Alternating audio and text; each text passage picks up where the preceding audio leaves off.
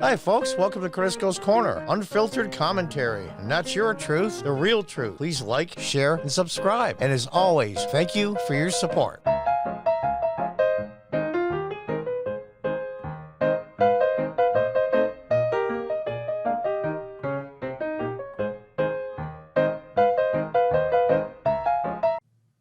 Welcome back. From the Washington Examiner, Texas Senate passes GOP voting reform bill. I don't know why they call it GOP, probably because only Republicans voted for it. The Texas State Senate passed a sweeping voting reform bill on Sunday that would create new criminal penalties and tighten non-traditional ballot methods. Here you go, non-traditional. Increased penalties for cheating. I don't see a problem so far. The bill, SB 7, cleared the Senate by an 18-3 margin following closed-door overnight deliberations and would prohibit 24-hour voting drive-through polling places. Yeah, voting is not mandatory. In some countries it is. You've got to want to really vote. Honestly and truly, do you really want the person to vote for your local, state, county, and federal leaders to be so effing lazy that the only way they'll vote is if they have to sit down at their kitchen table in their T-shirt, fill out the ballot, have somebody else pick it up and send it in for them? Those are the people you want to be your leaders? To set your property tax rates? To set God knows how many thousands of different things in your life? Really? 24-hour voting drive-through polling places, which were two practices employed by the blue stronghold of Harris County during the 2020 presidential election. There's lots of ways to vote. Now, those are the people that said, well, Trump's an effing hypocrite because he voted absentee because his residence in Florida and he was in Washington and blah, blah, blah, blah, blah, blah, blah.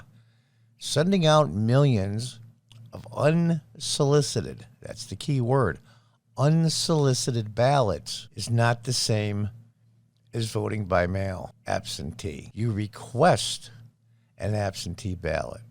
You request an absentee ballot, and it comes to your house. If you want one, you can get one. If you have the proper reason. If you're just too lazy to go vote, that's not a proper reason. Sorry. You know, there's a lot of things in life you don't want to do.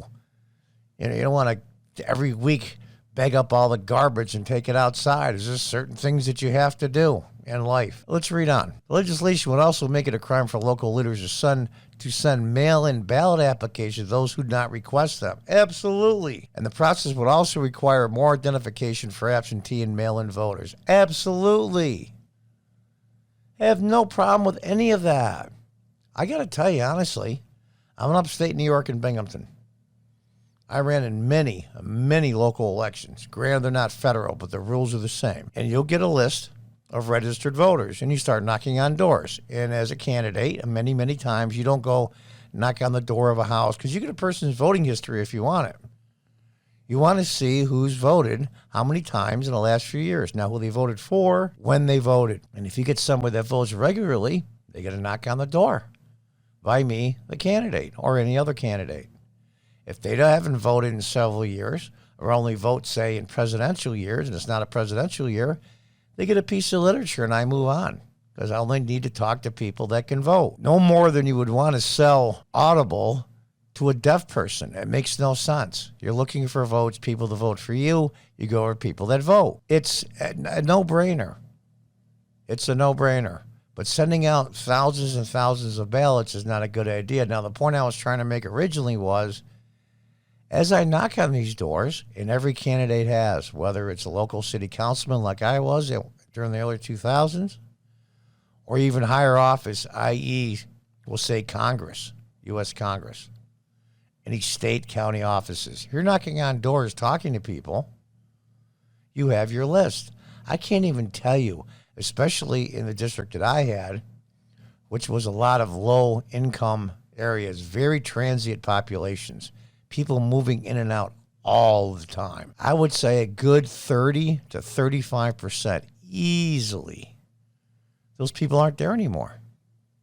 So what happens when these vast voter ballots get mailed out unrequested to all of these people that don't live there anymore? What happens to them? They get thrown in the recycle bin? They get thrown in the garbage? Makes you wonder. And even if that wasn't happening, it's a big enough hole. It's a big enough loophole that people will just take advantage of it. And that's all it's doing, is stopping that. That is not a big deal. Not a big deal. I got a notice in the state of New York the other day that somebody tried to file for workman's compensation under my name. Let's read on. Legislation has seen a wave of backlash from liberal leaders. No, not liberal leaders. Progressive and leftists, including President Joe Biden, who called the proposal wrong and un-American. I can't say certain things because this is YouTube, and you can't question the integrity of the 2020 election, so I can't. He said, today, Texas legislators put forward a bill that joins Georgia and Florida in advancing a state law that attacks the sacred right to vote. Well, I'm just going to put it simply, since these videos are made for children, that's horse shit. The president said in a Saturday statement, it's part of an assault on democracy that we've seen far too often this year, and often disproportionately targeting black and brown Americans. Now, it's wrong and un-American, he added. In the 21st century, we should make it easier, not harder, for every eligible voter to vote. In the 21st century, it's a lot easier. There's always going to be cheating. My God, I mean, it happened in the 1920s, 30s, 40s, and the 1800s. All kinds of chicanery going on, especially at the local level. But was it enough to change presidential elections? Who knows? The fact of the matter is, though, it's not an assault on democracy. It's just the opposite. Voting under somebody else's name to get somebody elected is a direct assault on democracy. And by the way, we're not a democracy, we're a republic.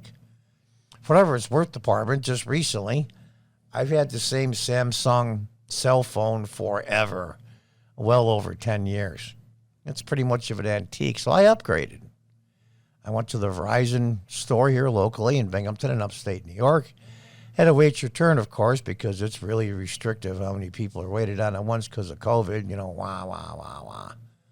They wiped down all the seats and the table the person was at. It's so crazy. It's ridiculous. But anyway, as I'm upgrading my phone and buying a new one, I had to show ID. And it was a really young guy, and I said, wait a minute. I thought IDing people for things was racist. And he looked at me and he didn't know what to say. I said, wait a minute. Well, it's the law. You buy a new cell phone, you have to show your ID. So that means all black and brown people are disproportionately targeted black and brown people because of a law saying for cell phone purchase? That should be wrong and un-American too. We should make it easier for people to communicate with each other, to go online, to learn, look up things and learn from educators and blah, blah, blah, blah, blah, blah, blah. You know what you get? You get crickets because it's a lie. It's a lie. Lone Star State Republicans, however, argue that move will make elections more secure and will not serve as a means to restrict voting access. You want to vote, you can vote. You want elections to be secure and accessible, said GOP Senator Brian Hughes said during a debate with Republican colleagues prior to the vote. Everything's about racism. Everything's about race. So let's see. You have a very low-income white person and a very low-income black person and a very low-income brown person. We'll take those three. This only disproportionately affects brown and black people. Do you have any effing idea how racist that is? That black and brown people, even low-income people for that matter, are so stupid? They can't figure out how to vote. They can't figure out how to get an ID. I think it's Amy Horowitz has some YouTube videos where he interviews New York University graduate students, and they're all saying how it's difficult for black and brown people to understand how to use the internet. I mean, it's so insulting, it's ridiculous. And he goes and interviews a lot of black people. I forget what part of New York it was. And they're all like, what? Yeah, I know what DMV is over on 25th Street. I was there last week. And every single person he interviewed all had ID. This is a scam. It's a scam. Only reason why you would be against voter integrity laws is to allow third parties to cheat like hell, to leave a hole so big in the system that they would do that.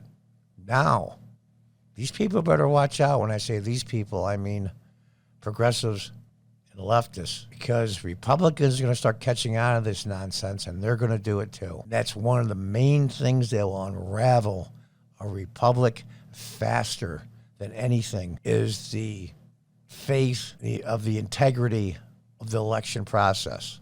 Once that goes, it's hell to put back. It's like trust in a personal relationship. Once you lose that trust, harder than hell to get it back. The bill also garnered attention from lawmakers in Capitol Hill is New York Representative Hakeem Jeffries. Boy, what a piece of frickin' work he is. Lashed out against the voting reform and says Republicans want to steal future elections. As my Spanish friend says, he's got a big set of huevos on him.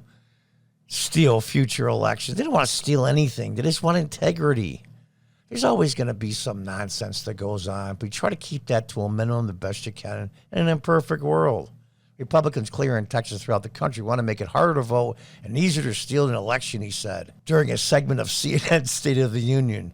CNN's State of the Union. The legislation to pass would be successful proposals in both Florida and Georgia, both of which have drawn widespread scorn and praise from those on opposing sides of the aisle. What is the big deal? I don't get it. So saying it disproportionately targets brown and black people is okay to say. What is that? The racism of low expectations? And brown and black people just don't have it together enough mentally to understand how to get an ID. My God, my God. You know how effing racist that is? It's like the saying, or they should say the phrase, diversity is our strength. That's one of the most racist, I would say, slogans ever instituted. It's amazing to me how these people get away with it. I wish the black community would just wake up. Granted, the Republicans don't have all the answers. I'm a Republican now, and I'm critical of them as well. But the Democrats today have lost their minds, have completely lost their minds. All they care about is control and power. And the American people have the control and power. And if you don't give it to them, these progressives, they will just simply disappear and just walk away. And we can go back to having free and fair elections, and the mindset in the nation that these free and fair elections are as secure as possible in an imperfect world. That's all people want. Well, the people that want to play by the rules. So the longer and stronger they object, the more guilty they look. Until next time, folks, goodbye and good luck.